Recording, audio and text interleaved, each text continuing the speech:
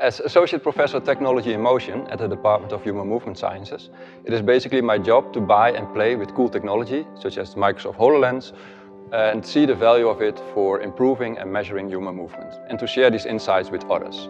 And that is where the magic of ideation starts. Persons with Parkinson's disease experience gait problems, such as freezing of gait and fascination, which often leads to falls. This can be corrected using visual cues onto the ground, allowing them to step onto it or over it, a goal-directed movement that promotes repetitive stepping and circumvents these problems such as freezing and fascination. With Holocue, an augmented reality cueing application for people with Parkinson's, we can bring these cues and customize these cues to the patient needs and have them available anywhere, anytime, because it's a wearable cueing device. With the generous support of the Michael J. Fox Foundation, we were able to translate this idea into a concrete application and tested the effect of that application in patients' home environment.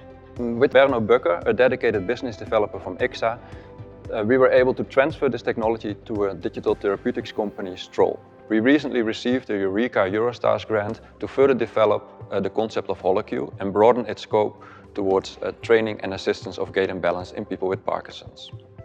By the end of 2023, we hope to launch the technology and bring it into the hands or heads of people with Parkinson's disease.